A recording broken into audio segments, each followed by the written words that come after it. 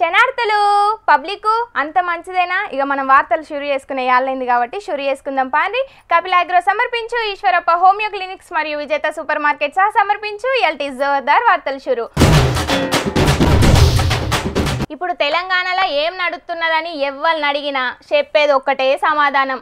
Car party ఎమ్మెల్యేలు కాంగ్రెస్ కండువలు మార్చుకునే కార్యమే అవుతున్నదని. కండువ మార్చుకునే కార్యం అంటే యాదొచ్చింది, మన మాజీ మంత్రి హరీష్ రావు సార్ ఉన్నాడు కదా, గైన కూడా కండువ మార్చుకున్నాడు. అయ్యల్లా ఏం మాట్లాడుతున్నావు బుజ్జి, నరాలు కట్ అయిపోయినాయి అని పరిశాన్ అవుతున్నారా? కావాలంటే గి ముచ్చట మీరే చూడుండ్రి, పురాగెరకైతుంది. ఎమ్మెల్యేలు ఎవరైతే పార్టీ మారినరో దీని మీద సుప్రీంకోర్టుకు కూడా పోతున్నాం. త్వరలోనే సుప్రీంకోర్టుకి వెళ్ళి ఆర్డర్ తెస్తాం. మళ్ళీ ఈ రాష్ట్రంలో బై ఎలక్షన్లు వస్తాయి. తప్పకుండా పార్టీ మారిన నియోజకవర్గాల్లో ఉప ఎన్నిక వస్తుంది. దానికి మనం అందరం కూడా తయారు కావాల్సిందే. ఎమ్మెల్యే గారు పోయినంత మాత్రాన పార్టీ బోదు. భవిష్యత్తు మీదే. మళ్ళీ పటాన్ చెరువు మీద ఎగిరే జెండా గులాబీ జెండనే. ప్రతిపక్షంగా ఈ ప్రభుత్వం చేసే తప్పుల మీద పోరాడదాం. రేపు రాబోయే అసెంబ్లీ సమావేశాల్లో కూడా బ్రహ్మాండంగా గట్టిగా మేము పోరాటం చేస్తాం. నీ ఏందవ్వ మీరు హరీష్ రావు సారు కండువ మార్చుకున్నాడు అని ఏదేదో చెప్పిండ్రు, గిన్నేమో హరీష్ రావు సారు మాట్లాడేది చూపెడుతున్నారు అని గరమైతున్నారా? ఇప్పుడు కూడా బాగా చెప్తా గదే మాట చెప్తున్నాం. హరీష్ రావు సారు కండువ మార్చిండు, బల్ల గుద్ది మరీ చెప్తున్నాం. హరీష్ రావు సారు కండువ మారుతాడని ఆళ్ళిల్లు అనుడే కాదు, ఎవ్వలు గది చూపెట్టలే. కానీ ఇప్పుడైతే మేం చెప్పి చూపెడుతున్నాం, హరీష్ రావు సారు కండువ మార్చిండు. ఇంకా కానరాలేదా మీకు? సరే తీయుండ్రి. ఓ ఎడిటర్ అన్న, జరంత కండువ మీద ఎర్రగుండం గీయవే. ఎమ్మెల్యేలు ఎవరైతే పార్టీ మారినరో దీని మీద సుప్రీంకోర్టుకు కూడా పోతున్నాం. త్వరలోనే సుప్రీంకోర్టుకి వెళ్ళి ఆర్డర్ తెస్తాం. మళ్ళీ ఈ రాష్ట్రంలో బై ఎలక్షన్లు వస్తాయి. తప్పకుండా పార్టీ మారిన నియోజకవర్గాల్లో ఉప ఎన్నిక వస్తుంది. దానికి మనం అందరం కూడా తయారు కావాల్సిందే. ఎమ్మెల్యే గారు పోయినంత మాత్రాన పార్టీ బోదు. భవిష్యత్తు మీదే. మళ్ళీ పటాన్ చెరువు మీద ఎగిరే జెండా గులాబీ జెండనే. ఈ ప్రభుత్వాన్ని నిలదీద్దాం. ప్రతిపక్షంగా ఈ ప్రభుత్వం చేసే తప్పుల మీద పోరాడదాం. రేపు రాబోయే అసెంబ్లీ సమావేశాల్లో కూడా బ్రహ్మాండంగా గట్టిగా మేము పోరాటం చేస్తాం. పటాన్ చెరువులో ఇవాళ పెట్టిన మీటింగులా సారు మాట్లాడిన మాటల కంటే సారు మెడలేసిన కండువ గురించే ఎక్కువ మాట్లాడుకుంటున్నారు ఇప్పుడు రాష్ట్రం అంతా. గప్పట్ల టీఆర్ఎస్ కెంచి బీఆర్ఎస్ గా మార్చినట్టు పార్టీ పేరును మళ్ళా బీఆర్ఎస్ కెంచి టీఆర్ఎస్ గా ఎన్నడు మార్చిండ్రు? మారుతారని ఆడీడ మాటలు వినబడ్డాయి గాని మార్చినట్టయితే ఏడగానరాలే ముచ్చట. మరి మారుతున్నామని ముందుగానే గిట్లా లీకులు ఇస్తున్నాడా ఏంది హరీష్ రావు సారు? అందుకే గిట్లా టీఆర్ఎస్ కండువ కప్పుకున్నాడా ఏంది? అసలు కండువ మీద టీఆర్ఎస్ అని రాసున్నది సార్ యూసే చేసుకున్నాడా, లేకపోతే తెలియకుండానే కండువ వేసుకున్నాడా, లేకపోతే ఎవరన్నా సార్ అచ్చుడితోటే పక్కకున్న కండువ తీసి మెడల కప్పిన్రా అని గిట్లా మస్తుగా మాట్లాడుకుంటున్నారు. ఇక మరి ఈ కండువ కథ ఏందో హరీష్ రావు సారే క్లారిటీగా చెప్పాలి. కానీ టీఆర్ఎస్ బీఆర్ఎస్ అయినాకనే కారు పాటోళ్లకు శని జుట్టుకున్నట్టే అయింది. హరీష్ రావు సారు ఇవాళ కండువ మార్చినట్టు రేపో మాపో కేసీఆర్ సారు బీఆర్ఎస్ ను మళ్ళా టీఆర్ఎస్ చేస్తుండొచ్చు అని అనవట్టిండ్రు గిది చూసినోళ్ళు. ఏమో మరి రాజకీయంలా ఏమైనా జరగచ్చు కదా. ఎలకల ముంగట ఎక్కువ సీట్లు సైకిల్ పార్టీకే తీసుకున్నాడు బాబు సారు. కానీ కూటమి అధికారంలోకి వచ్చినాక పదవులను గట్ల ఎక్కువ తీసుకోకుండా నీకొకటి నాకొకటి అన్నట్టుగా మంత్రి పదవి, ఎమ్మెల్సీ పదవి ఇట్లా ఏదుంటుంది సైకిల్ పార్టీకి ఒకటి, గిలాస పార్టీకి ఒకటి అని సమానంగా పంచుతున్నాడు. అయితే పంచుడు గిప్పటితోటి ఆగిపోయేటట్టే ఉన్నదట. ఇక సమానంగా పంచుడు లేదు, అంత సైకిల్ పార్టీకే అనే ఆలోచనలు వేసేటట్టే ఉన్నాడట బాబు సారు. మరి గట్లెందుకో, అసలు ఏ ముచ్చట్ల గట్ల ఆలోచనలు చేస్తున్నాడో పురాగరుసుకోవాలి కదా. నడువుని మరి. ఎలక్షన్ల ముంగట ఎలక్షన్ల తర్వాత కూడా గిలాస పార్టీ, పువ్వు పార్టీల కంటే ఎక్కువ షరీకలు సైకిల్ పార్టీలకే అయినాయి ఏపీలా. ఎలక్షన్ల ముంగట సైకిల్ పార్టీల 10 మంది షరీకైతే గిలాస పార్టీల ఒకరిద్దరే షరీకైండ్రు. ఇప్పుడు కూటమి గెలిచినా గాని గిలాస, పువ్వు పార్టీల కంటే ఎక్కువ సైకిల్ పార్టీలే షరీకలు అయ్యేటట్టున్నాయట. సైకిల్ పార్టీకి ఇప్పటికే క్యాడరు, లీడరు మస్తు బలంగున్నా కూడా 2029 ఎలక్షన్ల కోసం బాబు సారు షరీకల మీద నజరెత్తున్నాడట. ఇక బయటకేంచి కూడా సైకిల్ పార్టీల షరీకైదామనుకుంటున్నోళ్లే ఎక్కువ ఉన్నారట. రాజ్యసభ ఎంపీల కాడికేంచి ఎమ్మెల్సీల దాకా పంక పార్టీలకేంచి కూడా కొందరు సైకిల్ పార్టీలకే లైన్ కడదామనుకుంటున్నారట. గిలాస, పువ్వు పార్టీ గురించి ఆలోచన తక్కువనే చేస్తున్నారట. ఏపీలో పువ్వు పార్టీ, గిలాస పార్టీ ఇంకా జనాలకు పోయేదున్నది. గదే సైకిల్ పార్టీ అయితే మస్తు గట్టిగానే ఉన్నది. గందుకే సైకిల్ పార్టీ దిక్కు ఎక్కువ మంది చూస్తున్నట్టున్నారు గాని మరి పదవుల్ని గదా వంచినట్టే పార్టీల షరీకల్ని కూడా మీకొకరు మాకొకలని వంచుతాడో బాబు సారు పవన్ సారుకు, లేకపోతే అచ్చేతాప ఎలక్షన్లలో మళ్ళా ఎటమటమైతే ఎట్లా అని అందరినీ ఆయన పార్టీలని షరీక చేపించుకుంటాడో చూడాలి. కొలువులు వేయాలని ధర్నా చేసిన మనుషులను చూసినాం, సౌలతులు ఇవ్వని బడి పోరగాన్లు ధర్నా చేసుడు చూసినాం, డెవలప్మెంట్ చేయాలని పబ్లిక్ ధర్నా చేసుడు కూడా చూసినాం, దోస్తుల కోసం ధర్నాలు నిరసన చేసిన మనుషులను కూడా చూసినాం. అయితే ఎక్కడన్నా ఎన్నడన్నా కాకులు ధర్నా చేసుడు చూసిండ్రా? అగ్గో గిదెక్కడి ఇచ్చంత్రం ముచ్చట, కాకులు కూడా ధర్నా చేస్తాయా అని పరిశాన్ అవుతున్నారు కదా. అయితే గీ ముచ్చట చూడండి, మీకే ఎరకైతుంది.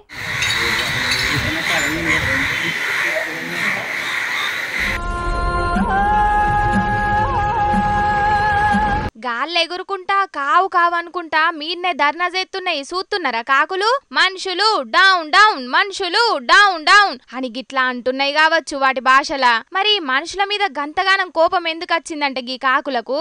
ఇగో గిందుకు. ఓస్ని ఇదెక్కడిచ్చంత్రం, కుక్కను గదా కట్టేసినట్టు కట్టేసిండ్రేంది కాకిని అని పరిశాన్ అవుతున్నారా? మరి గదే కదా కాకుల కోపానికి కారణం. మా దోస్తును ఎందుకు కట్టేసిండ్రు, ఇప్పుడు ఇడిచి పెడతారా లేదా అని గరమయ్యి దుఃఖం మీదకొచ్చి ధర్నా చేసినాయి. ఇక అసలు ముచ్చటేందంటే అంబేద్కర్ కోనసీమ జిల్లా రాజోలు మండలం తాటిపాకలున్న గీ చికెన్ దుఃఖంలున్న ముక్కలను గీ కాకి దినామచ్చెతకబోతున్నదట. ఎంత కొట్టినా గాని మళ్ళా గట్లనే వచ్చి చికెన్ ముక్కలను ఎత్తుకపోవడైతే ఆపలేదట. గందుకే ఎట్లనో అట్లా కాకిని దొరకబట్టి తాడుతోటి తంబానికి కట్టేసిండు దుఃఖన పైనే. ఇక గా మతలబు ఎట్లా తెలుసుకున్నాయో ఏందో గాని వందల కాకులొచ్చి గా దుఃఖనం మీద ఒక్కటే ఒర్రుడొర్రినాయి. ఒక కాకి ఒక మాంసాహార దుకాణదారుని తీవ్ర ఇబ్బందులు పాలు చేస్తుంది. అది అంటే ఆ దుకాణంలో కూడా వెళ్ళిపోయి మాంసాహార వ్యర్థాలని అది ఎత్తుకెళ్ళిపోవడంతో వాళ్ళు ఈవేళ అది వాళ్ళ చేతికి చిక్కడంతో దాన్ని బంధించారండి. ఆ బంధించిన క్రమంలో ఒక కాకిని బంధించేటప్పటికి వందలాది వేలాదిగా మరి కాకులంతా కూడా ఆ దుకాణం చుట్టూ చేరి అవి కావు కావుమని బిగ్గరగా అరుస్తూ అవి ఒక ఉద్యమంలాగా ఒక నిరసనలాగా ఆ దుకాణం చుట్టూ తిరుగుతుంటే ఆ దుకాణదారులు కానివ్వండి, ఆ మార్కెట్లో ఇతర వ్యాపారాలు చేసుకునే వాళ్ళు ఒక ఆశ్చర్యానికి లోనయ్యి ఈ కాకి కోసమే ఇవన్నీ వచ్చినాయని చెప్పేసి ఆ కాకిని వాళ్ళు విడుదల చేసేయడం జరిగిందండి. మా దోస్తు నిడిచిపెడితేనే ఈడికెంచి కదులుతామన్నట్టుగా ధర్నా చేసే వరకు కట్టేసిన కాకిని నిడిచిపెట్టిండు దుఃఖన పైన. ఇక గప్పుడే అన్ని కాకులు ఆడికెంచి పోయినాయి. మరి గట్లుంటది కాకుల ఐకమత్యం అంటే.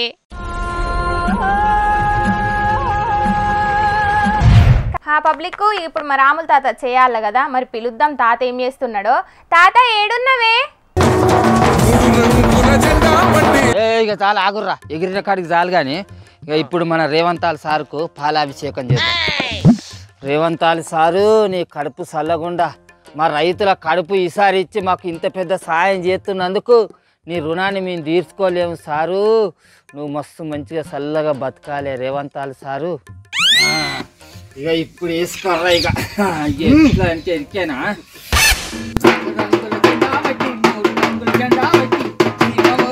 అగ్గో ఏందే తాత ఇలా డప్పులు కొట్టుకుంటే ఎగురుతున్నావు, ఏంది కథ? అరే ఆగర్రా మొన్న ఏం మాట్లాడినవే మంది కొంపలు ముంచేదానా? రేవంతాల్ సారు ఏమైనా గాలి బుడగల మాట్లాడతాడు కానీ అన్న ఒక్క మాట మీద కూడా నిలబడు అని చెప్తీవి కదనే. అవునే తాత, బాగా అడిగా, బాగా గట్టిగా అడిగా. నేను పక్క అడుగుతాంటే నీ చెవులను ఏ చిలుకో తలిగించి వచ్చినవురా? అడుగుతాను కానీ ఆగు, నువ్వు ఆగు. అడిగే తాత మీ మనవరాల్ని పొద్దుగాలని ఏడదాగా వచ్చినారు సమిగా ఓవర్ యాక్షన్ చేయకరా. ఓ తిక్కల ముసలోడా, ఇప్పుడు రేవంతాల్ సారు మాట నిలబడి చేసిన పనేందో చెప్పరాదు? అది నిజమైతే నేను కూడా తప్పైందని ఒప్పుకుంటా గాని. నేను చెప్పాలి నానే, వార్తలు చదివే నీకు తెలుస్తలేదా? రేవంతాల్ సారు మా రైతులకు 2 లక్షల రూపాయల రుణమాఫీ చేస్తా అని చెప్పిండు. అన్న మాట ప్రకారం చేస్తాండు.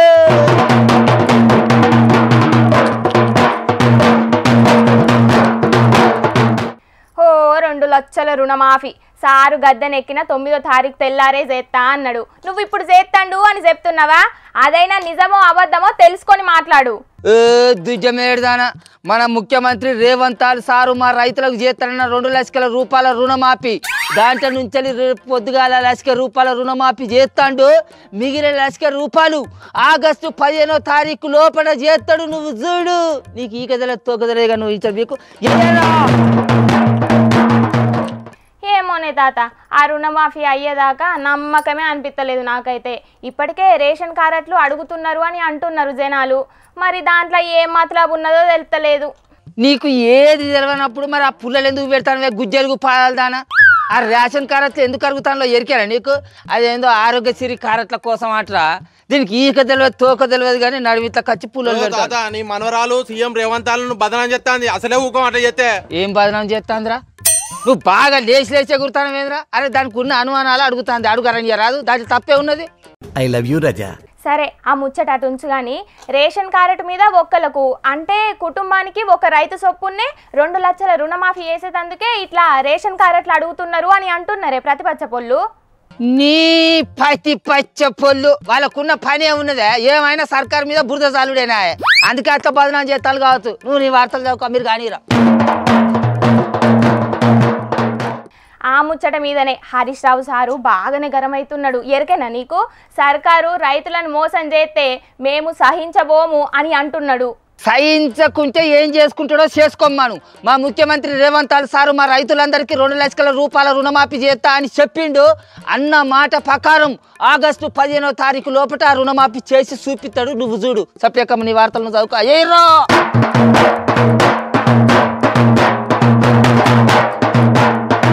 అట్లా చేస్తే ఎవరెందుకు అద్దంటారే? చెయ్యాలే. అట్లా చేస్తా అంటనే కదనే జనాలంతా చెయ్యి పార్టీని గెలిపించి గద్దె మీద కూసోబెట్టింది. అరే ఆగుర్రా. అరే నాదో చిన్న అనుమానం పిల్ల, అడుగుమంటావా? ఆగో, మళ్ళీ నీకు అనుమానం వచ్చిందా?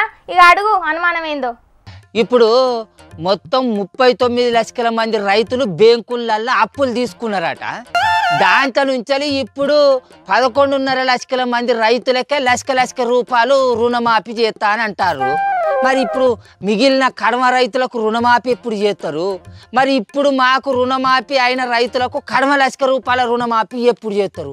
చేస్తారంటావారా? మరి అది ఎప్పుడు అంటారు? ఆగో, నీదేం డౌటే? ఇప్పటిదాకా నువ్వే చెప్పినావుగా అదే అందరికి 2 లక్షలు మాఫీ చేస్తారట అంటివి. అన్నా కానీ నువ్వు అన్నట్టు రేషన్ కార్డులు అడుగుతారంటేనే డఫ్ట్ కొడతాను పిల్ల. డబ్బును ఒకవేళ రేషన్ కార్డుకు ఒక్కరికే రుణమాఫీ చేస్తానంటే నా ముసల్దానికి లక్ష రూపాయల అప్పు ఉన్నది, నా పేరు మీద లక్ష రూపాయల అప్పు ఉన్నది. మరి రేషన్ కార్డు మీద ఒక్కరికే మాఫీ చేస్తా అంటే మా ఇద్దరి తల్ల ఒక్కరికే మాఫీ చేసి చేతులు దులుపుకుంటారు గిత్తనా ఏంది? అట్లా చేయమని చెప్పలేదారా మన వ్యవసాయ మంత్రి? ఏమోనే తాత, అది ఆగస్టు 15వ తారీఖు లోపల తెలుస్తుంది.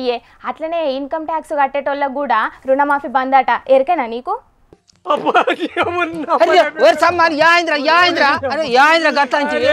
నా పేరు మీద మా బామ్మారిదికి బ్రాండ్ షాప్ వెళ్ళిందే. వాడికి సంవత్సరం నా పేరు మీద ఇన్కమ్ ట్యాక్స్ కట్టుకుంటాడు. అయిపోయా, ఇంకేమన్నారా? తూర్పు తిరిగి దండం పెట్టు. సర్కారు ఇంకా ఎవరికి సున్నం పెడతలేదేందా అని అనుకుంటూనే ఉన్నా. ఇతను న్యాయంగా టాస్కులు అయితే రైతులకు సున్నం పెట్టునే పెట్టింది. అయిపోయిందిరా, నీ రుణమాఫీ కాదుగా, దుకాణం బంద్ అయ్యి. కానీ అమ్మ బాబాయ్, ఇంకా ముంగట తెలుస్తుంది తాత రుణమాఫీ ముచ్చట్ల ఇంకెన్ని కండిషన్లు అప్లై చేస్తారో అనేది. ఓ కొడుక, ఈ లెక్కన నాది నా ముసల్దానిది రుణమాఫీ కాకపోతే దానికి ఎన్ని తంటాలున్నాయో ఏం కథనోరా. అరే అవన్నీ చూసుకోవాలి పారా. ఈ ఎగురుడు అచెంక కానీ బ్యాంకులలోకి పోయి ఆ ముచ్చట రాసుకున్న చూసిండ్రా అనులా, జూలై 18 తారీఖు నాటికి ₹1,00,000 రుణమాఫీ చేస్తున్నారు సర్కారోళ్ళు అనే ముచ్చట తెలిసి తెలంగాణలో ఉన్న రైతులంతా మస్తు సంబరపడుతున్నారట. చూడాలి మరి ఆగస్టు 15 లోపు ఎందరి రైతులకు రుణమాఫీ అవుతుందో. మరి పబ్లిక్ ఎప్పటి లెక్కనే ఇయ్యాల సుతం మీకోసం కొన్ని లిల్లిపుట్టు వార్తలు పట్టుకొచ్చిన, మరి అవి కూడా చూసేస్తే ఒక పని అయిపోద్ది. గిన్నొద్దులు సెలబ్రిటీల మీద పాయరంతోని వాళ్ళ బొమ్మలు లేచినోళ్లను చాలా మందినే చూసినాం గాని గిడ చూడుండ్రి తొలి ఏకాదశి పేరు మీద దేవుని బొమ్మను ఎట్లా తయారు చేసిండ్రో.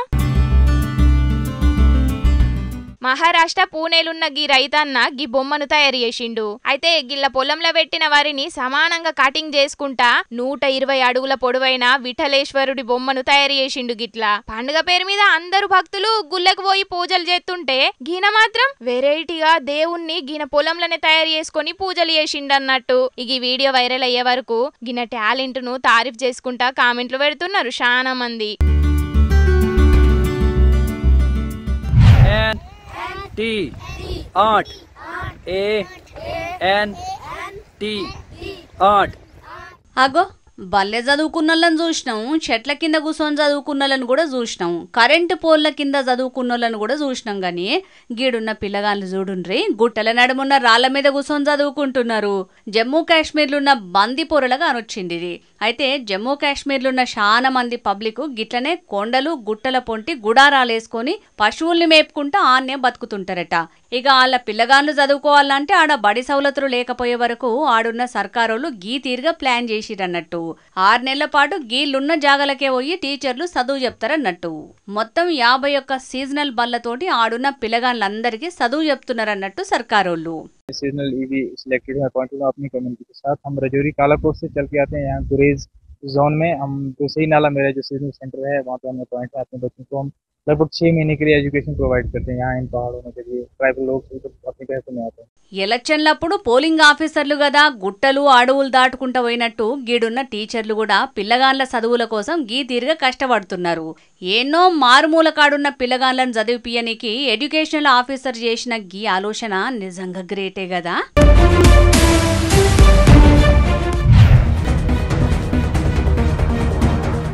కొడుకుతోని సినిమా చూసానికి వచ్చిన ఈ పెద్ద మనిషిని షాపింగ్ మాల్లకు రాకుండా ఆగబట్టిరు సెక్యూరిటీ వాళ్ళు. అయితే బెంగళూరులో ఉన్న గీన వాళ్ళ నాయనకు సినిమా చూపెట్టేటందుకు ఆడున్న గీ షాపింగ్ మాల్కు తీసుకొచ్చిండు. ఇక వాళ్ళ నాయన వ్యవసాయం పనులు చేసే రైతు కాబట్టి దోతి కట్టుకొని వచ్చిండు అన్నట్టు. ఇక లోపలికి పోదామని పోయే వరకు ఆడున్న సెక్యూరిటీ వాళ్ళు పర్మిషన్ లేదని ఆగబట్టిర్రట. అగో మేము సినిమా టికెట్లు కూడా తీసుకున్నాం, మమ్మల్ని ఎందుకు లోపలికి పోనీయకుండా ఆపుతున్నారని అంటే మీ నాయన దోతి కట్టుకున్నాడు, ప్యాంట్ వేసుకున్న వాళ్ళకి మాత్రమే గీ మాల్లో పర్మిషన్ ఉంటుంది, కావాలంటే దోతి మార్చుకొని ప్యాంట్ వేసుకొని రావాలని చెప్పుకొచ్చిర్రట. ఇక ఈ ముచ్చట్లిన్న వీళ్ళిద్దరు మస్తు పరిశాన్ అయ్యారట. మా నాయన వేరే ఊళ్ళో నుంచి వచ్చిండు, గిప్పటికిప్పుడు డ్రెస్ మార్చుకున్నాడు కాని పని కానీ లోపలికి పంపిర్రి అని కొడుకు ఎంత మొత్తుకున్నా సెక్యూరిటీ వాళ్ళు అస్సలకే వినలేదట. ఇక ఈ ముచ్చట బగ్గ వైరల్ అయ్యే వరకు ఈయనకు మద్దతుగా రోడ్ల మీద ధర్నా చేసిర్రు. ఇక ఎంబటే అవమానించిన రైతన్నను తీసుకుపోయి సన్మానం చేసి మరీ సినిమా చూపెట్టిర్రు షాపింగ్ మాల్ వాళ్ళు. రైతన్న దోతి కట్టుకున్నాడని రానియకుండా అవమానించిర్రు. కానీ గా రైతన్న మట్టిలకు దిగి పంటను వండిస్తేనే మనం కడుపు నిండా అన్నం తింటున్నాం అనే ముచ్చట్ను యాది మరిచినట్టున్నారు గా షాపింగ్ మాల్ వాళ్ళు.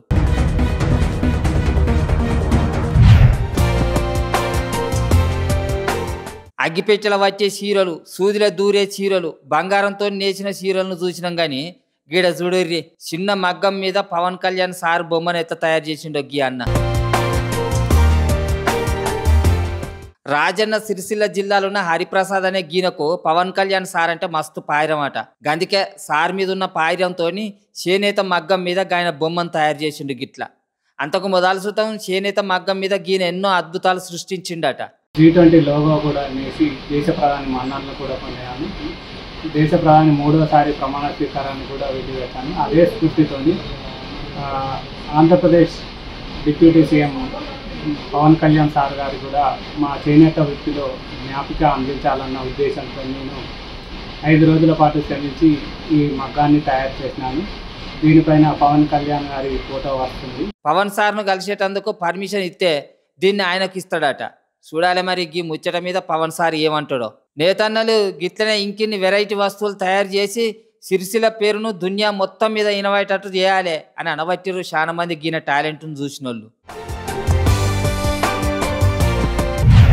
పబ్లిక్ ఇక తెచ్చిన కాడికి వార్తలన్నీ అయిపోయినాయి. ఎట్లున్నాయి? మస్తున్నాయిలే. ఇవుల్లా కపిలాగ్రో సమర్పించు, ఈశ్వరప్ప హోమియో క్లినిక్స్ మరియు విజేత సూపర్ మార్కెట్స్ సమర్పించు ఎల్టీ జోర్దార్ వార్తలు. మళ్ళీ వచ్చే జోర్దార్ వార్తలలో మస్తు జోర్దార్గా అందరం కలుసుకుందాం. అప్పటిదాకా ఏం చేయాలన్నా ఎరకనే కదా, చూస్తూనే ఉండండి హెచ్ఎం టీవీ. అట్లనే ఇంకిన్ని మంచి మంచి వార్తల కోసం హెచ్ఎం టీవీ యూట్యూబ్ ఛానల్ను సబ్స్క్రైబ్ చేసుకోండి. ఇసొంటి ముచ్చట్లు ఆడ మస్తు ఉంటాయి. అన్ని ముచ్చట్లు మీ దాకా చేరాలంటే తప్పకుండా గంట కొట్టుండ్రి, లైక్ చేయండి. ఈ ముచ్చటను మీ దోస్తులకు షేర్ చేయండి. ఏమంటున్నాం? సరే మరి ఉంటా. టాటా, నమస్తే.